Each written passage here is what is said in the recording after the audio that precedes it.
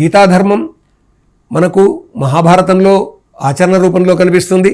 భాగవతంలోనూ పూర్తిగా అన్ని అవతారాలు గీతాధర్మాన్ని ఆచరించినట్టుగానే మనము గ్రహించగలుగుతాం.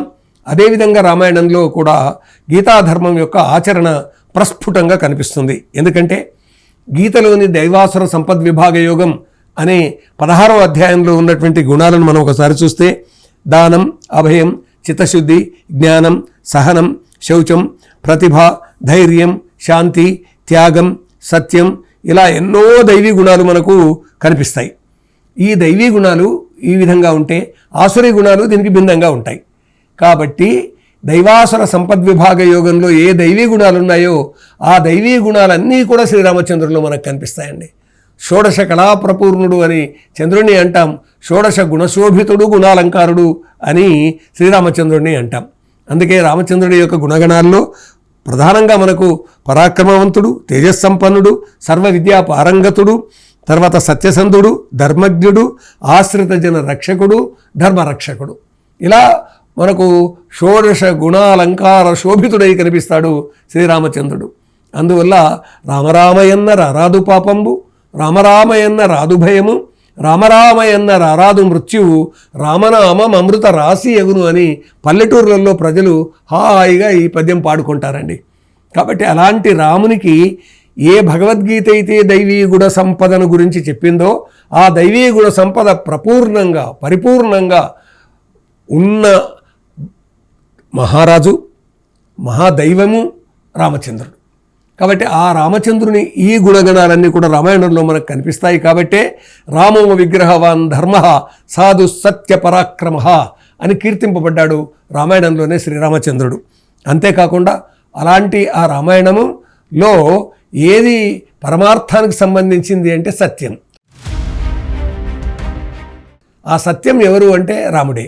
ఆ సత్యం ఏమిటి అంటే సత్యమేవ ఈశ్వరో లోకే సత్యే ధర్మ ప్రతిష్ఠిత సత్యమూలాని సర్వాణి సత్యాన్నాస్తి పరం పదం అని వాల్మీకి రామాయణంలో చెప్పబడింది. సత్యమే భగవంతుడు అని ఆ భగవంతుని యొక్క రూపంలో శ్రీరామచంద్రుడు మనకు కనిపిస్తాడు. ఆ కారణాన్నే రామో విగ్రహవాన్ ధర్మ అని రామాయణంలో ఉంది. ధర్మమూర్తి అయినటువంటి ఆ రామచంద్రునికి ఉన్నటువంటి గుణగణాలన్నీ కూడా మనకు భగవద్గీతలో చెప్పిన దైవీ గుణాలన్నీ కూడా సంపూర్ణంగా మనకు కనిపిస్తాయి. అందుకే గీతా ధర్మం, గీతా బోధ, గీత ఒక లక్షణ గ్రంథంగా మనం భావిస్తే ఆ అంశాలన్నీ కూడా రామాయణంలోని రామచంద్రునిలో మనం చూడగలుగుతాం అనేది తెలుస్తుంది, రెండింటినీ తులనాత్మక పరిశీలన చేసినటువంటి సందర్భంగా. కాబట్టి రామాయణం ధర్మగ్రంథం, రామాయణం శిష్ట రక్షణకు దుష్ట శిక్షణకు ఏ విధంగా మార్గదర్శనం చేసిందో అనేక విషయాలు మనం తెలుసుకోగలుగుతాం. ముఖ్యంగా అహల్యను ఉద్ధరించాడు రామచంద్రుడు, శబరికి ముక్తిని ప్రసాదించాడు, గుహుణ్ణి కౌగులించుకున్నాడు, జటాయువును కాపాడడానికి ప్రయత్నం చేశారు. కానీ ఆ జటాయువు అమ్మవారిని కాపాడడానికి ప్రయత్నం చేసింది, కానీ దానిని కాపాడలేకపోయారు, ప్రాణం నిలపలేకపోయారు. కానీ సీతమ్మ వారు ఏ దారిన వెళ్ళిందో, ఏ దారిన తీసుకుపోబడిందో ఆ విషయం చెప్పి జటాయువు చనిపోయింది. ఆ జటాయువుకు పితృకర్మలు చేశారు రామలక్ష్మణులు.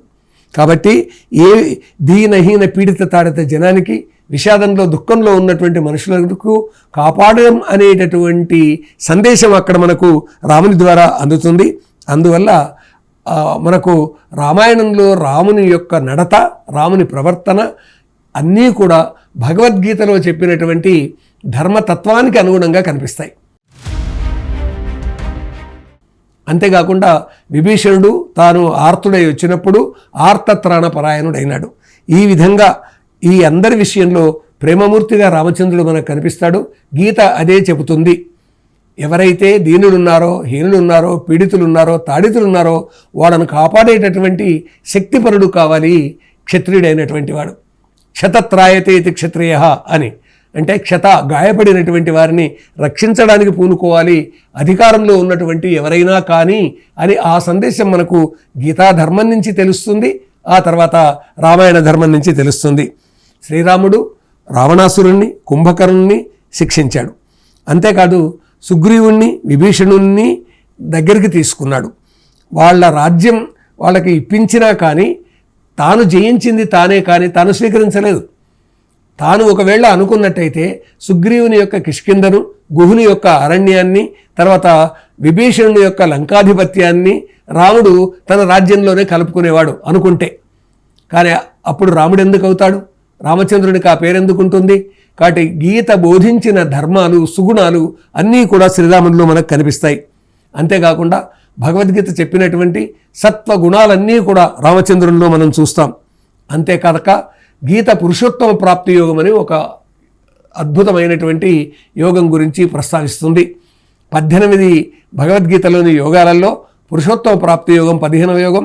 అందులో ఉన్నటువంటి అన్ని గుణగణాలు, అందులో చెప్పబడిన అంశాలన్నీ కూడా రామచంద్రుడికి వర్షిస్తాయి. కేవలం పురుషోత్తమ ప్రాప్తి యోగం అని అక్కడ చెప్తే మర్యాదా పురుషోత్తముడే రామచంద్రుడిగా మనకు దర్శనమిస్తాడు. కాబట్టి పురుషోత్తమ ప్రాప్తి యోగము, మర్యాదా పురుషోత్తముడు, ఈ రెండింటిని చూసినప్పుడు భగవద్గీత ఆ తర్వాత రామాయణం రెండూ కూడా ధర్మ రక్షణ నిమిత్తం ఏ విధంగా పనిచేశాయి, ఏ విధంగా బోధించాయని మనకు తెలుస్తుంది. మనకు భగవద్గీతనేమో లక్షణాలు చెబితే రామాయణమేమో ఆచరణ రూపంలో చూపించిందండి. అందుకే కర్మణ్యేవాధికారస్తే మా ఫలేషు కదాచన మా కర్మ ఫలహేతుర్భూమాతే సంగోస్వ కర్మణి అని భగవద్గీత చెప్పినటువంటి దాంట్లో కర్మ చేయండి, కానీ ఆ కర్మ ఫలితం కోరకండి. సుగ్రీవుని కిష్కింధ ఇప్పించడం కర్మనే కదండి. ఆ కర్మ ఫలితం నాకే కావాలని రాముడు కోరితే ఎలా ఉంటుంది? ఈ శ్లోకానికి అనుగుణంగా రాముడు వ్యవహరించాడు. అదేవిధంగా లంకా నగరాన్ని తానే స్వీకరిస్తే ఎలా ఉంటుంది? కాబట్టి ఈ శ్లోకానికి అనుగుణంగా అంటే నిష్కామ కర్మయోగిగా రామచంద్రుడు వ్యవహరించినట్టుగా మనకు కనిపిస్తుంది. అందుకే గీతలో యద్యదాచరతి శ్రేష్ఠ తత్తదేవేతరో జనః సయత్ ప్రమాణం కురుతే లోకః తదనువర్తతే అని పరమాద్భుతమైనటువంటి సందేశం ఉందండి. శ్రేష్ఠుడే కర్మంబు చేయును ఇతర జనులను చేతురదియే అతండేది ప్రమాణమనునో అందరదియే అనుసరింతరు. ఉత్తముడైనటువంటి వాడు ఏ విధంగా నడుచుకుంటే మిగతా అందరూ అట్లాగే నడుస్తారు. జానపదుల్లో ఒక మాట ఉందండి, ముందల నాగలి చక్కగా నడిస్తే వెనుక నాగళ్ళన్నీ చక్కగా నడుస్తాయని. ఎంత బాగుందండి. కాబట్టి శ్రేష్ఠుడైనటువంటి వాడు సరిగ్గా నడవాలి అని బోధిస్తుంది రామాయణం. దానికి ఆధారం భగవద్గీతలోని అనేక అంశాలు అని మనం తెలుసుకుందాం, ఆచరించే ప్రయత్నం చేద్దాం.